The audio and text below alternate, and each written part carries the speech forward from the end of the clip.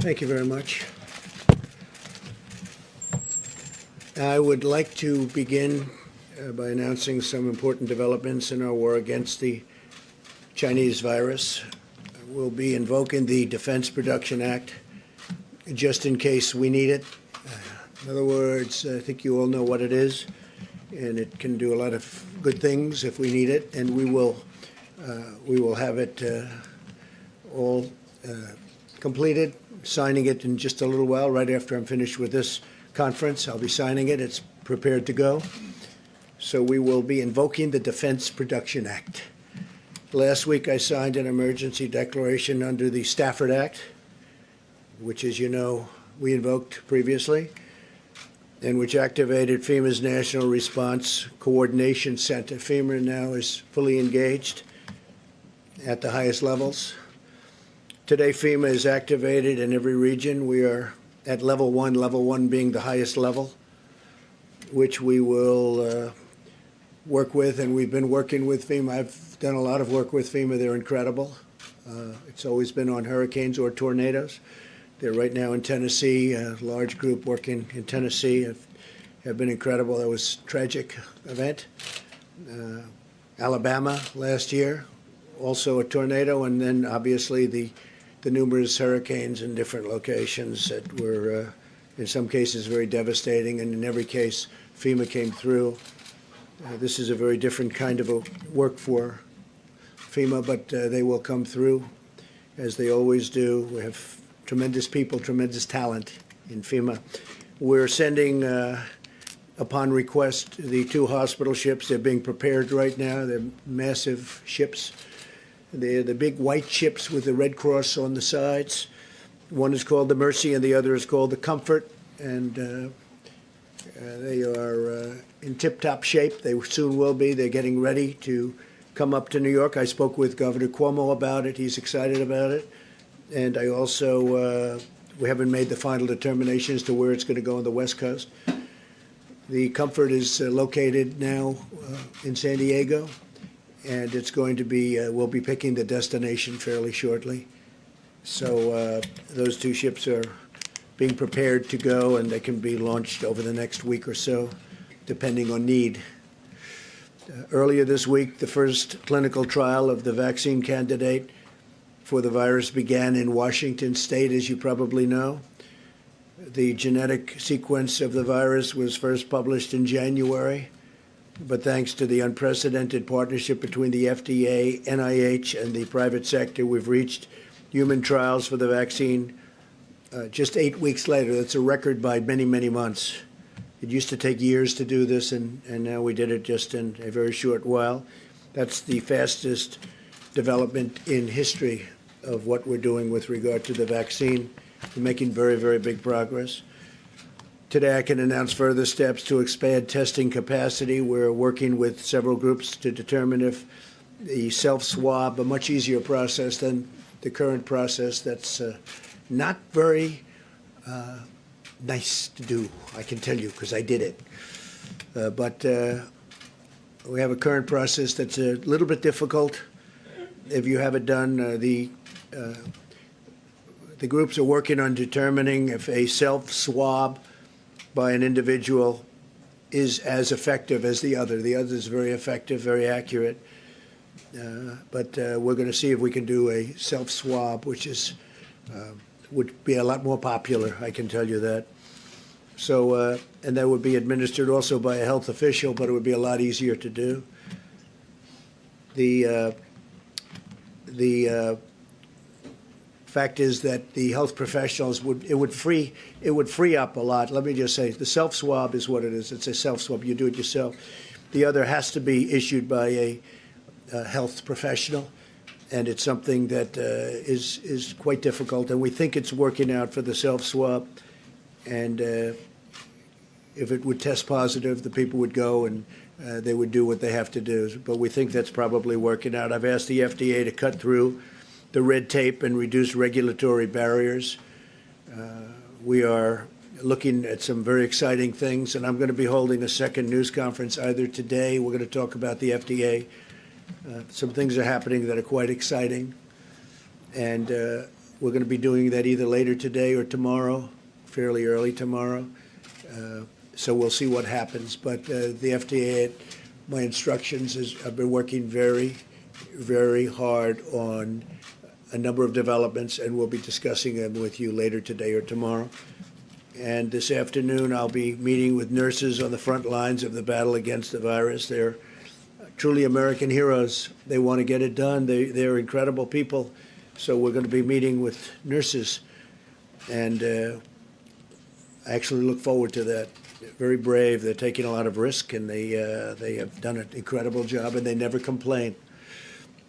Today, I'm also announcing that the Department of Housing and Urban Development is providing immediate relief to renters and homeowners by suspending all foreclosures and evictions until the end of April. So we're working very closely with Dr. Ben Carson and everybody from HUD. Every generation of Americans has been called to make shared sacrifices for the good of the nation. In World War II, young people in their teenage years volunteered to fight. They wanted to fight so badly because they love our country. Workers refused to go home and slept on factory floors to keep assembly lines running.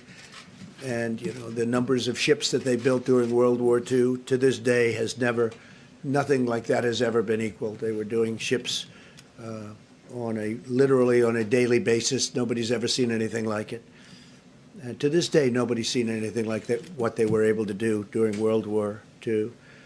And now it's our time. We must sacrifice together because we are all in this together, and we'll come through together. It's the invisible enemy. That's always the toughest enemy, the invisible enemy, but we're going to defeat the invisible enemy. I think we're going to do it even faster than we thought, and it will be a complete victory. It'll be a total victory. So we'll have a second conference, again, having to do with the FDA and this. I think it's going to be potentially a very exciting news conference, and we will do it as quickly as we can, so whether it's today or tomorrow. And I'll, with that, ask Mike Pence to say a few words, and thank you very much. Thank you, Mr. President. The White House Coronavirus Task Force met this morning, and now that we have cases in all 50 states, we're continuing to move out on the President's call to bring the full resources of the federal government, a full partnership with every state and territory, the full power of the American economy to support businesses and families. As the President says to us and every day, we'll do whatever it takes. We're all in this together. Yesterday, the President met with the tourism industry executives and also had an engaging discussion with all the top companies in our industrial and medical supply chain. The President, as you all are aware, also announced today that by mutual consent, the northern border to Canada will be closed to non-essential travel. This does not include essential travel or the transit of goods, but it was through mutual discussion that took place this morning between the President and Prime Minister Trudeau, and the Department of Homeland Security will be effectuating that decision. The President spoke with some of the nation's top business leaders today, again, to speak about the supply chain in the country. For our part, we're going to be conducting a conference call later today with state and local health officials to renew our ongoing commitment of cooperation and collaboration.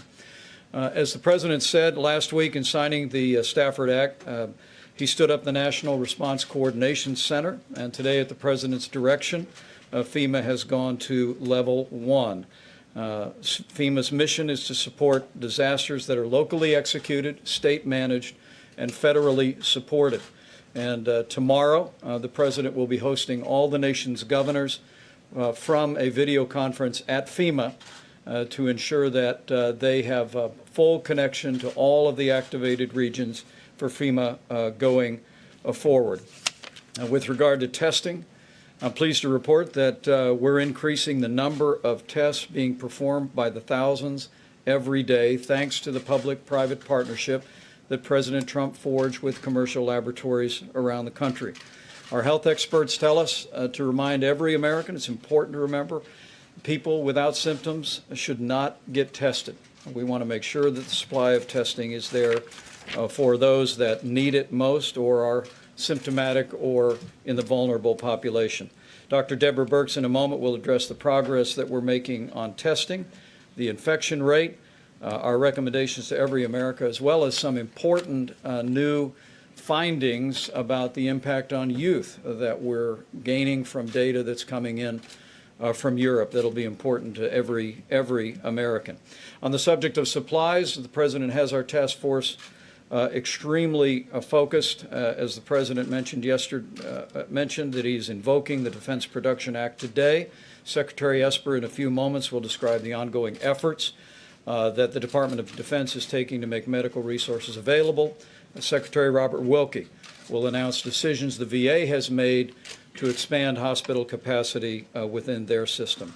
Also, with regard to medical personnel, at the President's direction, HHS is issuing a regulation today that will allow all doctors and medical professionals to practice across state lines to meet the needs of hospitals that may arise in adjoining areas. In addition to that, we are again today asking every American and our medical community leaders and hospitals to partner with us in delaying elective procedures across the country in our healthcare system to ensure that medical supplies and medical capacity go where they're needed most. Seema Verma will describe guidance that CMS will be issuing on that front. And finally, I want to remind every American of the President's 15-day guidance to slow the spread. We are grateful for members of the media and the general public that are adhering to these, sharing them with neighbors and friends. All of our experts continue to believe that if every American will do their part and embrace and put into practice these principles, that we can significantly limit the reach of the coronavirus in the weeks and months ahead. Thank you, Mr. President. Thank you very much.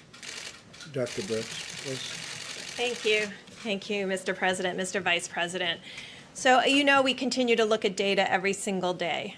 There are concerning reports coming out of France and Italy about some young people getting seriously ill and very seriously ill in the ICUs.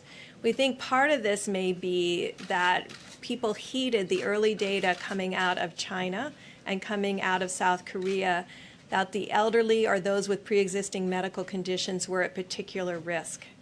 It may have been that the millennial generation, our largest generation, our future generation that will carry us through for the next multiple decades, there may be disproportional number of infections among that group. And so even if it's a rare occurrence, it may be seen more frequently in that group and be evident now. So we're looking at that information very carefully. We have not seen any significant mortality in the children, but we are concerned about the early reports coming out of Italy and France. So again, I'm going to call on that generation that's part of that group that brought us innovation, particularly throughout all of their ability to look around corners and skip through games. I always went level by level. I didn't realize that you could go from level 3 to level 7. That's what they've taught us. They look for things that we don't see. We need them to be healthy. So again, not only calling on you to heed what's in the guidance, but to really ensure that each and every one of you are protecting each other. And so we cannot have these large gatherings that continue to occur throughout the country for people who are off work to then be socializing in large groups and spreading the virus. You have the potential then to spread it to someone who does have a condition that none of us knew about and cause them to have a disastrous outcome. Finally, on the testing piece and what we're learning, I know last week in bringing the private sector, I think what has been exciting to me over the last 2.5 weeks is to see this administration harness the full capacity of the private sector, understanding that a lot of our solutions that we need to confront this virus rely on the private sector. Bringing the private sector commercial labs was critical into this process. We are now beginning to see that they have spread out in a prioritized way because we asked them to prioritize the regions that were mostly affected. And so you still may have difficulty getting tests in areas that do not have significant cases. We've had them prioritize the regions where we need diagnosis and their diagnostic percent. Remember I told you South Korea was under 4%, so 96% of people were negative. The last report we've seen from the laboratories have about a 7+% positivity rate. Still 93+% or 92% are negative. But I think that's encouraging to me personally that we're prioritizing appropriately to those areas that have the greatest need. Today and yesterday, Thermo Fisher pushed out most of their laboratory testing capacity, and that will dramatically increase that platform and the ability to run additional tests in addition to Roche. So I appreciate everybody's attention to these numbers. I'm excited that we've prioritized where the need was the greatest. But again, please follow the guidance and please make sure in every report that you're putting out that you're talking about the presidential guidance to actually stop the spread of this virus. Thank you. Thank you, Deborah, very much. Mark, please. Sure. Thank you, Mr. President. So good afternoon, everyone, and I want to provide an update on DoD's coronavirus efforts as we continue to focus on our three priorities. That's, first of all, protecting our personnel and their families. Second, safeguarding our national security mission capabilities. And third, of course, supporting the administration's whole-of-government approach. First of all, though, I do want to assure the American people that the United States military remains ready and capable of defending the country and our interests abroad. Now, with that, the Department is leaning forward in our response to COVID-19. We have issued international and domestic travel restrictions to all DoD personnel and families that should dramatically reduce potential exposure to the virus. Those have been in place for some time now. As I announced yesterday, the Department of Defense will make available up to 5 million N95 respirator masks and other personal protective equipment from our own strategic reserves to the Department of Health and Human Services for distribution. The first 1 million masks will be available immediately. We are also prepared to distribute to HHS up to 2,000 operational deployable ventilators for use as needed. Yesterday, I was at Fort Detrick, Maryland, which is probably the military's premier research institute, where I got updated on the incredible work our people are doing as part of the interagency team to work on vaccines and therapeutics. They are making great progress there. We also have announced that we've certified our 16th lab, or will soon certify our 16th lab to help with processing tests from across the country. Additionally, I have directed, as the President mentioned, that the hospital ships Mercy and Comfort be prepared to deploy to increase the nation's medical capacity. And we have also alerted a variety of field and expeditionary hospitals to be prepared to deploy as well as needed, based on direction from the Commander-in-Chief. Today, leadership from the Army Corps of Engineers is in New York, meeting with Governor Cuomo and his team. I spoke with Governor Cuomo yesterday, and other governors I will be speaking to more in the coming days to make sure that they know what DoD can provide through our system to address their needs. In my conversations with governors and members of Congress about DoD's resources, I've made it clear that we will continue to support the administration's comprehensive efforts and the country every step of the way while ensuring our nation's security remains the top priority. I want to conclude by thanking again all of our service members and their families who have been affected by this outbreak. They are all great heroes. We are continuing to support them throughout this. We are all in this together. Thank you all very much. Thank you very much, Mark. Thank you. So yesterday, the President made a very important announcement about telehealth, and this is allowing our 62 million seniors to be able to get some medical services from the safety of their home, reducing their risk and without any copays. But we're also making sure that the healthcare system is prepared and that those on the front lines have the support that they need. The reality is the stakes are high, and we need to preserve personal protective equipment for those that are on the front lines of this fight. And to that end, we have put out guidelines over the last 2 weeks to expand the types of masks that can be used in routine care and saving those N95s for the most risky situations. Conserving personal protective equipment is also essential to combat the virus. So today, CMS will announce detailed recommendations to further promote this needed conservation, specifically by limiting non-essential elective medical and surgical procedures, including dental procedures. We believe that these recommendations will help surgeons, patients, and hospitals prioritize what is essential while leaving the ultimate decision in the hands of state and local health officials and those clinicians who have direct responsibility to their patients. And we urge providers and clinicians and patients to seriously consider these recommendations. They will not only preserve equipment, but it also allows doctors and nurses to help those that are on the front lines. And it'll protect patients from unnecessary exposure to the virus. We fully appreciate that this is going to have a major impact on the healthcare system, but the shared sacrifice is essential to help those that are on the front lines. And I want to thank the medical societies, such as the American College of Surgeons and the American Dental Association, that took a proactive approach and already posted these recommendations. And we've also talked to the American Medical Association, and they have fully indicated their support for this recommendation. We now invite the entire healthcare community to join us in this effort. Thank you. Thank you very much. Robert, please. Thank you, Mr. President. My instructions from the President were very clear. I was to do everything imaginable as aggressively as possible to protect the 9.5 million veterans who are part of the Department of Veterans Affairs. Last month, we established 19 emergency operations centers across the country. We began to limit the number of visitors who entered our facilities. We began, I think, we were the first system to begin triaging across the country in our 170 hospitals the entrance of anyone into our facility without being questioned or tested.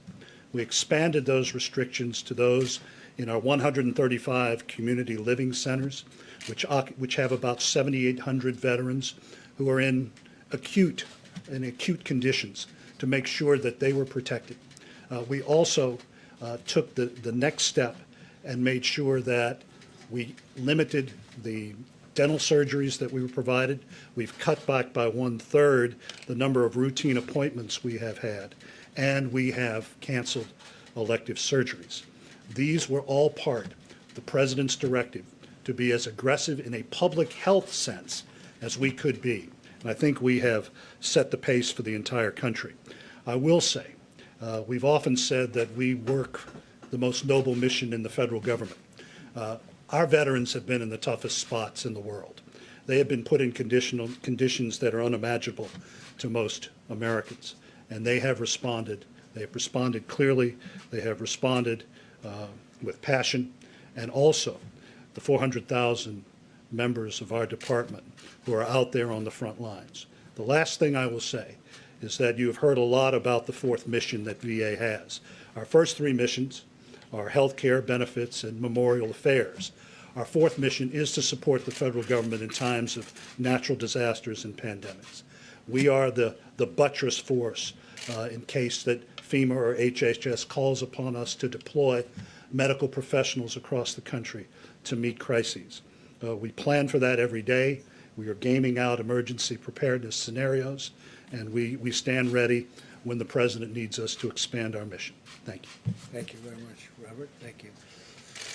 Thank you all. That's very nice. Any questions, please?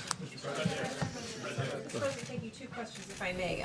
Your Treasury Secretary was on Capitol Hill talking about the potential for what could come, and he said that unemployment could skyrocket to 20%. Are we looking, that could rival the Great Depression? Are we looking at potentially historic No, well, I don't agree with that. devastation? Yeah, no, I don't agree. That's a absolute total worst case scenario.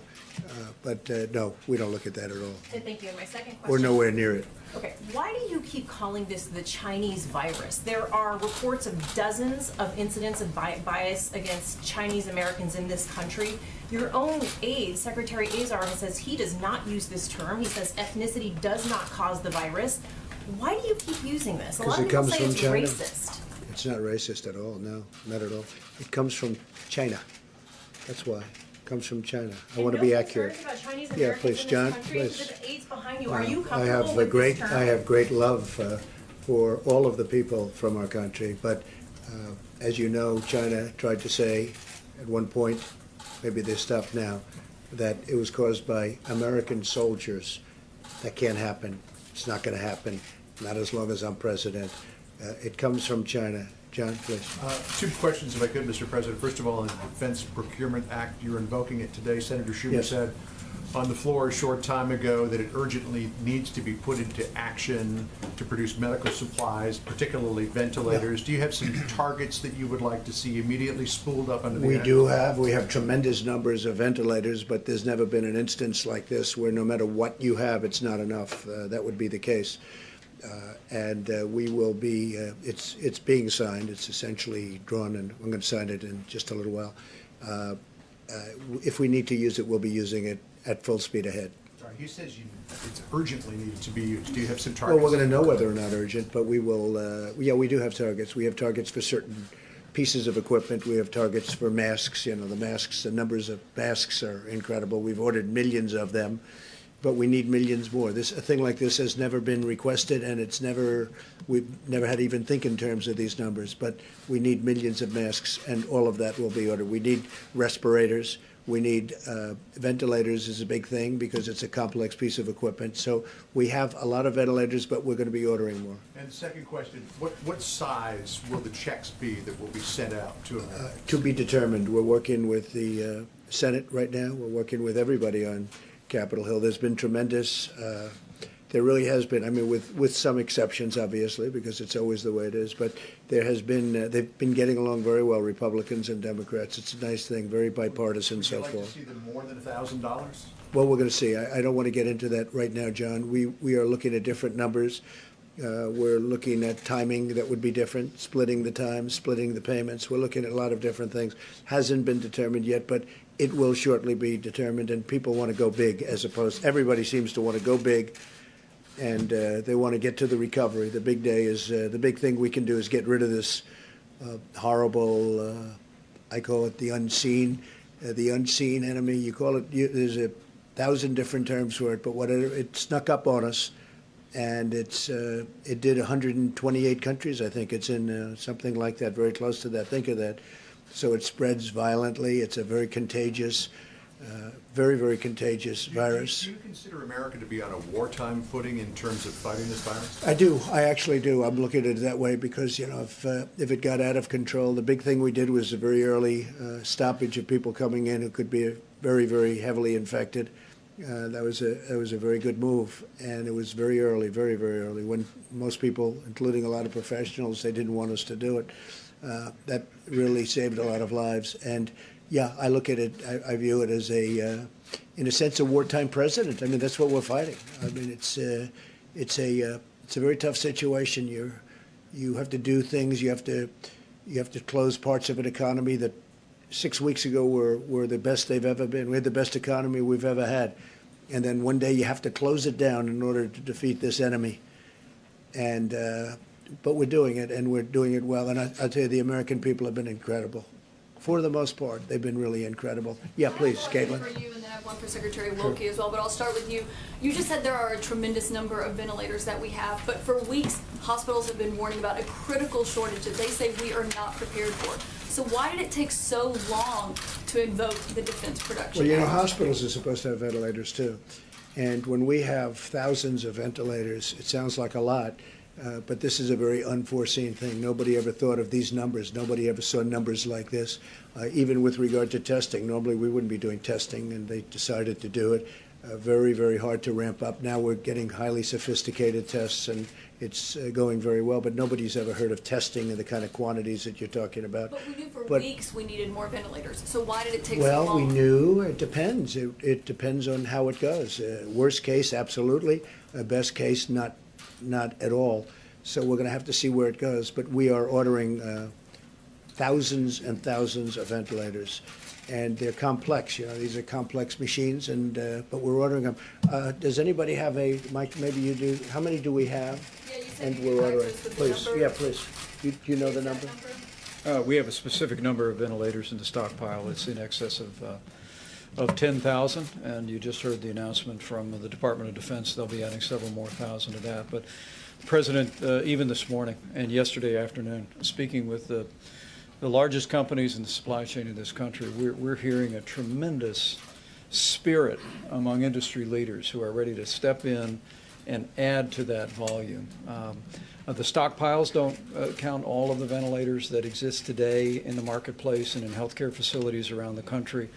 But the President's given us a directive to make sure that our stockpile, but just as importantly, working with industry leaders, that we're securing the increase in ventilators, the increase in masks, gloves, eye protective care, garments that are all necessary to lean forward. And we're confident we'll be able to accomplish that with the incredible cooperation of the supply chain that exists in America today. But we don't have an exact number for nationwide, how many ventilators we have? We can give you that exact number. We'll give it to Okay, you. that's what But we're ordering a lot more. Okay, sorry. Yeah, go ahead in the back. One question for the VA secretary? I have one question. Yeah, for one the second, secretary. Caitlin. We'll do it in a second. Okay. You'll be able to. Two questions, Mr. President. Thank you. Yes. The first one on the Canadian border. What was the tipping point? Friday we talked about it, and Monday you said no, we're not considering closing No, I said the border. not yet. I spoke with the Prime Minister, Trudeau. Very good relationship, obviously, between us and our two countries. And no tipping point. It's just that we want to isolate from the standpoint we don't want people coming into contact, because that's the way we're going to win this war. That is so important. And we both thought it was time. Now, it's not affecting trade. It's non-essential. It's non-essential crossings. It won't affect trade at all. And it was just something we thought would be good for both countries. Yes, please.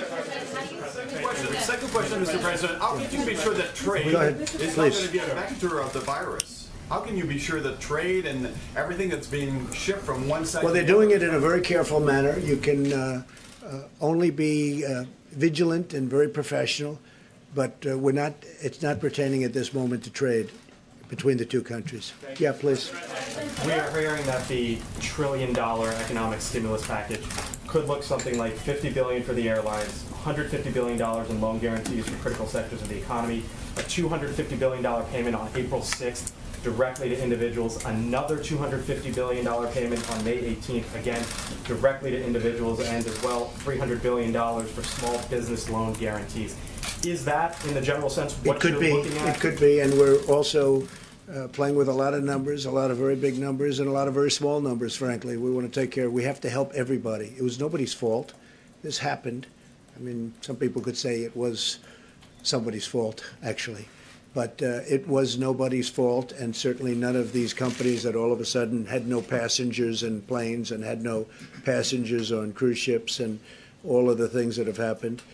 But I will say that they can't be blamed for this, and we want to keep those companies vibrant, because there's going to be a comeback very, very quickly as soon as this is solved, and it will be solved. We will win, and there will be a comeback, and it'll take place very quickly. $250 billion, there's give or take 330 million Americans or so. If you just do the math on that, that's about $750 a person. A family of four, that would be about $3,000 on average. Again, rough math. Is that where this is headed? Well, no, I don't want to say that, because it's a moving, these are all every number that you mentioned. Yes, we've talked about those numbers. We're also moving those numbers in both directions. So we'll let you know. It's moving along fast. Again, there's a great bipartisan effort going on that I haven't really seen before to this extent. On the self-swab that you mentioned at Yeah. the beginning of this, has the FDA approved that test? No, they're looking at it. It's down the line, and they're looking at it very seriously. And I think it would be a great thing, because the others, to use a nice word, it's very inconvenient. It's very tough. For you, sir. You tweeted this morning about your approval rating amongst Republicans. You have said that you give yourself a 10 in terms of handling this crisis. How do you reassure Americans at home who don't trust you to handle a crisis of this magnitude? Well, I think we're doing a really good job. We started off with a termination of the border, the people coming in from China, where this all started. That meant I took it very seriously. And when I use the word calm doesn't mean that I'm not taking it seriously. Calm means, and we should be calm, we should be extremely calm. But yeah, 95% within the Republican Party and over 50%. And I also have, we have very great approval numbers. I mean, people like the job that we're doing. And when you compare this to other epidemics, or if you want to use a different term, you can, but within this country, and you look at what's happened over the years, this is being handled very, very professionally. We have the greatest professionals in the world. We're doing a good job. Nobody's ever been swamped like this. And nothing's been so contagious. The level of contagion has been incredible, actually. Nobody's seen anything quite like this. Yeah, Peter, go ahead. If I could ask you about the tests, sir, for a second. If federal officials have shipped millions of tests, as you and your colleagues have said, why, as the federal government says, have only 59,000 tests been processed to this point? We just heard from the Atlanta public health director saying that they have fewer than 50 test kits for more than 900,000 citizens. Yeah, Where are well, the tests? I'll let Mike answer that. Deborah. So that's a very critical question, and thank you for asking it. So the test kits that we put out last week through the approval, the rapid movement of that meeting that President Trump called less than 2 weeks ago, that has resulted in bringing our private sector to the table, because the test and the platform that was out there could only run between 4 and 12 tests per platform per day. We've now moved into platforms that can run basically tens of thousands of tests per day. So the reason I'm grateful for your question, because it allows me to point out that, of course, then there was backlog. There were individuals who had been tested, who hadn't had their specimen run because of the slow throughput. It's now in a high-speed platform. So we will see the number of people diagnosed dramatically increase over the next 4 to 5 days. I know some of you will use that to raise an alarm that we are worse than Italy because of our slope of our curve. To every American out there, it will be 5 to 6 days worth of tests being run in 24 to 48 hours. So our curves will not be stable until sometime next week. The reason I talked about Thermo Fisher yesterday is because their platform is in 2,000 laboratories. They're the ones that are putting out the 1 million tests this week that will solve the issue that Atlanta and others have brought up. I wanted to be clear. We prioritize the areas. We do county by county analyses. Based on those analyses, on what counties had more than 50 cases, we prioritize the test kits we put out, the 400,000. And that's why we're seeing a 7% plus positivity rate. We'll be able to expand that platform and reprioritize based on the accessibility of the other kits. Mr. President, perhaps I can follow up. How are non-symptomatic professional athletes getting tests while others are waiting in line and can't get them? Do the well-connected go to the front of the line? Well, you'd have to ask them that question. I mean, Should that happen? I've read. No, I wouldn't say so, but perhaps that's been the story of life. That does happen on occasion, and I've noticed where some people have been tested fairly quickly. Look, we inherited Would a you very. encourage them to defer Excuse their me. tests to others? Excuse me. We inherited a very obsolete system. This was a system that was out of date, obsolete, or it was a system that was never meant to take care of the kind of quantity, the number of people that we're talking about, millions and millions of people. If you go back in years past, like even recently with the flu, nobody had tests before. They didn't test the entire nation to see whether or not they had flu. They got the flu, they got better. Hopefully they got better, that was it. Now all of a sudden they do this very complex testing. What we've done is we've broken it down, we've broken up the system, but it was obsolete, and or you could say it was also a system that just wasn't meant to handle the kind of volume that you're talking about. We've rebuilt it into a system that for the future will be a very good system if you want to go this route. But this was never done before, and I would imagine it will be done in the future, but we built it into a very good system by using private companies, the great private companies. And I have to say Roche has been doing a very good job. They're doing a lot of work, a very good job. But this was an obsolete system. This was not a system that was meant to do anything like this or even near this. John? Mr. President, a couple of things. A major trade coalition is calling on you to suspend tariffs with other countries as part of the response to the coronavirus. Who heads that group? Those countries do, probably. No, it's an Go American, check. it's an American free trade. I know, I'm sure of free trade. Look, China's paying us billions and billions of dollars in tariffs, and there's no reason to do that. They haven't even spoken to me about that. China hasn't asked me to do that, but we're getting billions of dollars a year from tariffs from China, and I can't imagine Americans asking for that, but it could be that China will ask for a suspension or something. Let's see what happens. China's having a very rough time. They have their worst year in 76 years, as I understand it. They're having a very, very tough time, and then on top of it, this happened with the virus. But no, we're taking in billions of dollars a year in tariffs, and this was caused by something totally unrelated to tariffs. And on asylum seekers and people who cross the southern border illegally, are you planning to invoke 42 U.S.C. 265, which would allow you to prohibit entry of certain people The across answer is the border? yes. And when will that happen? Very soon, probably today. Yes. Question for you and then a question for Dr. Burks. Yeah. On the border, firstly, are there plans to fully shut the Mexican border? And what do you define as essential travel when it comes to the U.S.-Canadian border? Well, I think essential is medical. We have military working together. We have industry working together. And again, it's not affecting trade. So things like that. But just leisurely, let's go to a restaurant and have dinner, which a lot of people do. They come both ways. They go in both directions, that kind of thing. We have ended on a temporary basis. Yeah, please, go ahead. Not close it. No, we're not going to close it. But we are invoking a certain provision that will allow us great latitude as to what we do. May I ask Please. some questions if I could? Yeah, The go Wall ahead. Street You know what? Go Journal ahead. is- Sure. The Wall Street Journal. Doctor. So I just wanted to clarify something because just a week ago, you all were standing here telling us that unless you had sustained contact with somebody who was symptomatic for COVID-19, you really didn't need to worry. You told the president, the vice president, that if they shook hands with somebody who had this, if they took a photograph with somebody who had this, they didn't really need to worry. And yet, several days later, we're in a situation where people are being told, don't leave your houses. There are curfews saying you cannot walk alone at night after a certain time. Can you walk us through what seems like a very dramatic swing, a very dramatic disconnect from what we were hearing before to what we're hearing now? So two things. We look at data all the time, and I know you're looking at the China and South Korea data. And when you look at China and South Korea data and you look what China and South Korea did, you can see that their curves are not only blunted outside of Wuhan, so the Chinese areas outside of Wuhan, blunted curve, and South Korea, blunted curve. If you look at their curve today, they're already on the far end of their epidemic curve. Of course, none of those countries are fully back to work, and so that's what we worry about too.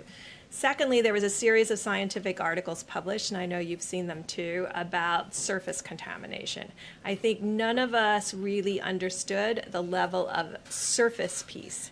So we're still working out how much is it by human-human transmission and how much is it by surface. And this is why those fundamental guidelines were put out that says don't expose yourself to surfaces outside the home. Basically what those guidelines are is don't expose yourself to excess number of persons who could be asymptomatic and infected, and then the person-to-person contact. And don't expose yourself to surfaces that could have had the virus on it, for which on hard surfaces, I know we had the cardboard issue about shipping, hard surfaces, not shown in fabric as much or in cardboard, but hard surface transmission.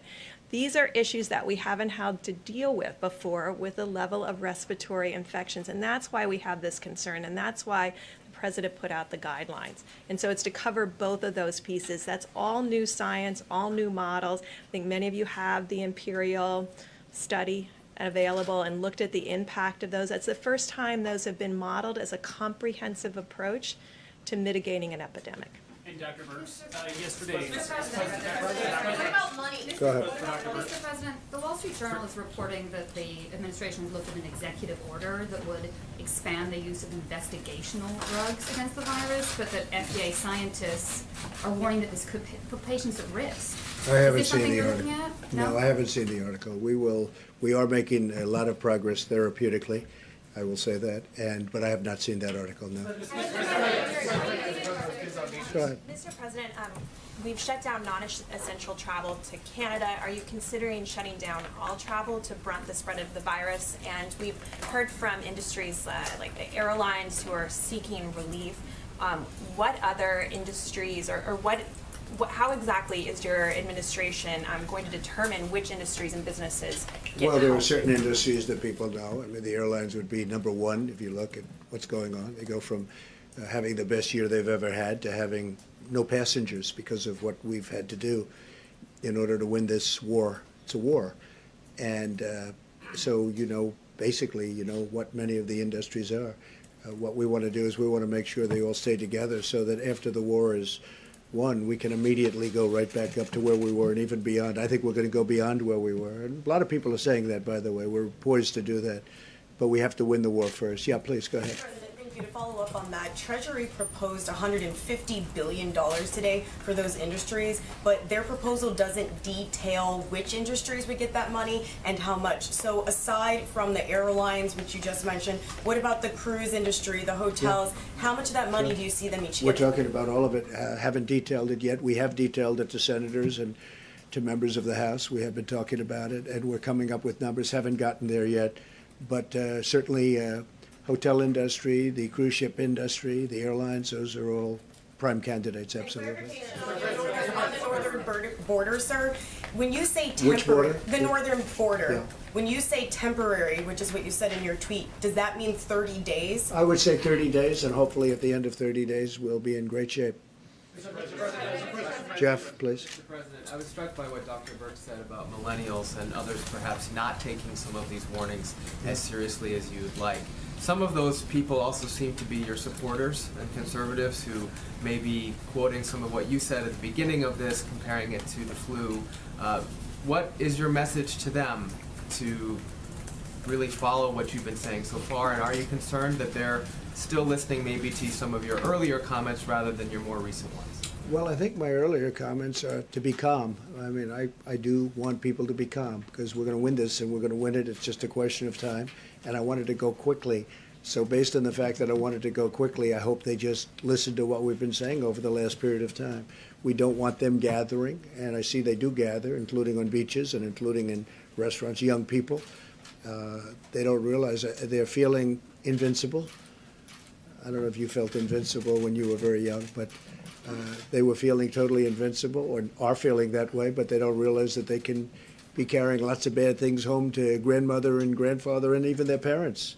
So we want them to heed the advice. We mean the advice, and I think it's getting through. I do believe it's getting through, Jim. If they're watching, Please. what do you say to them if they're watching? Sorry. If they're what? I think there are a lot of them watching, a lot of these people at home, these young people. Well, I think I just said it. I was going to say, what do you Heed say the to them? advice. Heed the advice. I just said, yeah. Thank you. Thank you, Peter. Mr. President, how long do you think this Thank is you, going to Mr. last? President. Mr. President, how long do you think it's going to We'll last? get you next, okay? Say it. Thank you, Mr. President. In talking about China, you've been very clear about who you think is to blame or where the origins of blame for this virus is. Not Senator- think. No. I don't think. I know where Right. it came from. I don't know if you'd say China's to blame. Certainly, we didn't get an early run on it. It would have been helpful if we knew about it earlier. But it comes from China, and it's not a question about that. Nobody's questioning that. Senator Cotton is saying that they should be punished, in so many words, for inflicting this on the American people. Do you feel that way about it? Well, I have a lot of respect for Tom Cotton, and I know exactly what he's been saying. And there are those people that say that. So we'll see what happens. Thank you. Go ahead. It's your turn. Go ahead. Please. He's been waiting a long time. Please. You've had your hand up so nicely for a long time. It's your time. Thanks, sir. We've seen the Chinese government kick out reporters from the Wall Street Journal, the New York Times, the Washington Post. What is your message to the Chinese when it comes to transparency at a moment when you still have reporters asking you questions here at the White House? Yeah, I'm not happy to see it. I don't, I have my own disputes with all three of those media groups. I think you know that very well. But I don't like seeing that at all. I'm not happy about that at all. Yes, please. You didn't correct the language, so I wonder if you agree with it. Do you believe that China is inflicting this upon our country? No, I don't believe they're inflicting. I think they could have given us a lot earlier notice. Absolutely. Please. Go ahead, please. Go ahead. Yeah, Mr. President, your credibility ratings are very low. There was a recent NPR poll. Who are you asking that question? I'm asking... Because I see that they're very high. If you look, I'm 95% of the Republican Party. We just had a poll that was done by a very reputable group where I'm beating Sleepy Joe Biden by a lot in Florida, in the state of Florida, and in other states. So I don't really know who you're talking about. All right, Jennifer, go ahead, please. Two questions, if you're willing, sir. Would you give us an update on your conversation with the airline executives? Yeah. Did you explain to them what's coming? What was their I reaction? did, and they explained to me where they're coming from. I mean, they went from, as I said, full planes, packed, the best year they've ever had by far, to boom, one day empty because of what we have to do to get rid of, to win this war, or we would have a level of death like people haven't seen before. So they've been fantastic. I mean, they've been great. But, you know, they went from being extremely happy to being people that are running companies that are going to need some help. And we'll help them, Jennifer.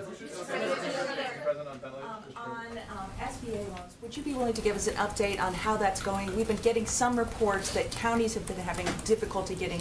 Well, it's going. I mean, there's a designated lot of influx to those loans, as you can imagine. A lot of people are looking at it, but we're going to be increasing funding a lot.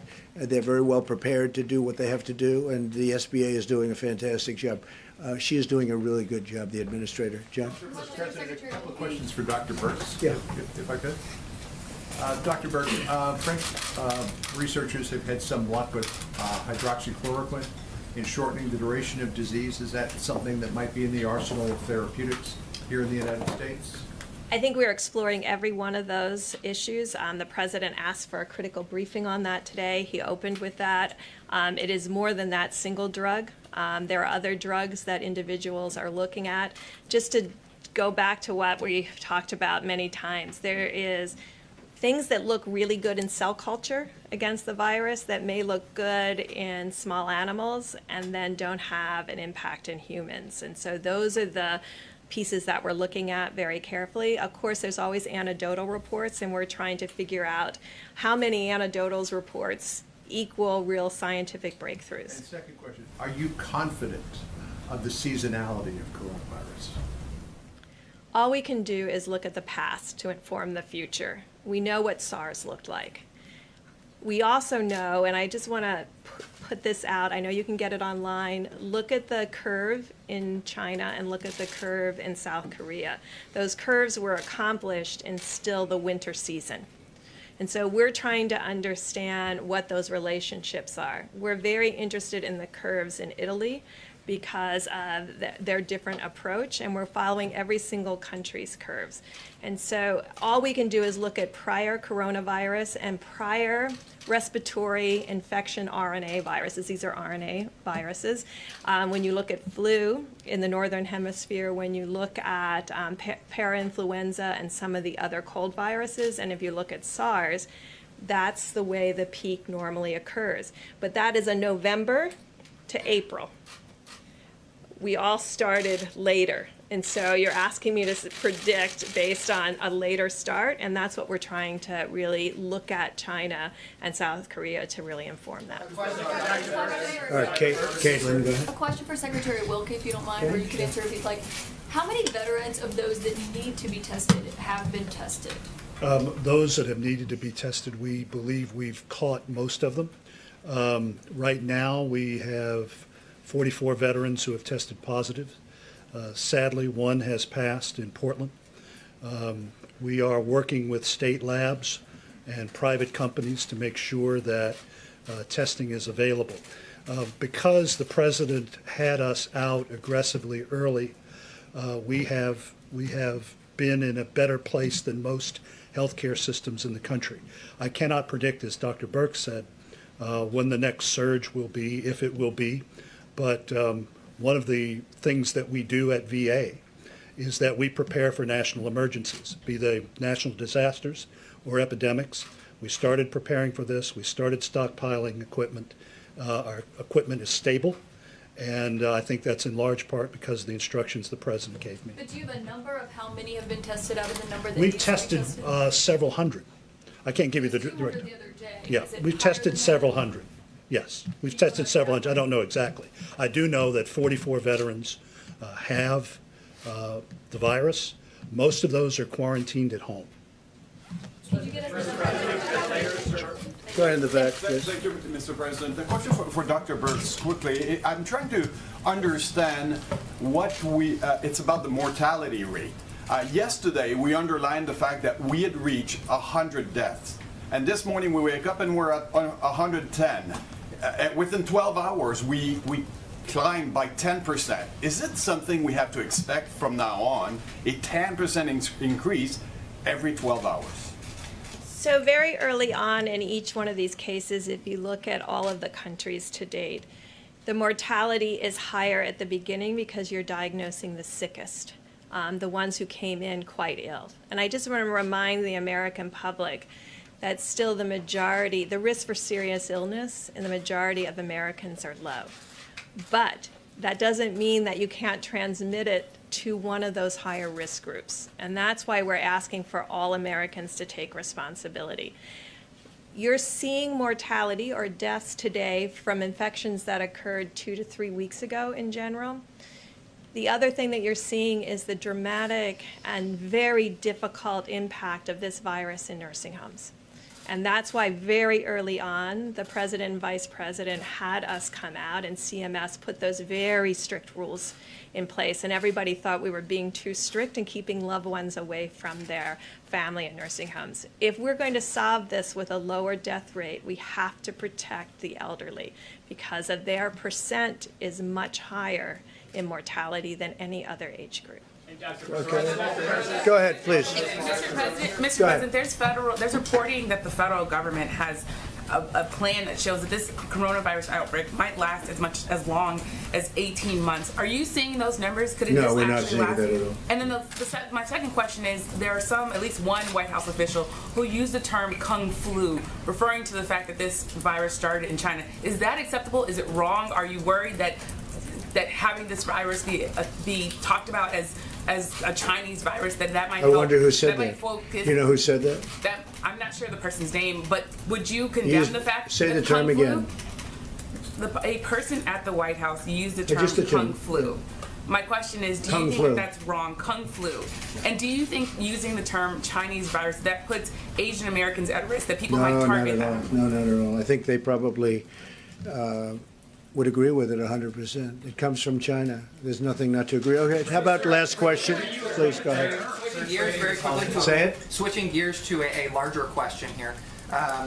We've seen that before the pandemic, there were a lot of Americans that were already alienated. We saw deaths of despair increasing through suicide and other things. Now, as these individuals, a lot of times in rural parts of the country, are self-isolating, what is your message to those individuals, and what do you hope that individuals, communities, and churches will do to reach out to my them? message is to all Americans, but to those Americans who are going through a lot, we love them, we're with them, and we will not let them down. Thank you all very much.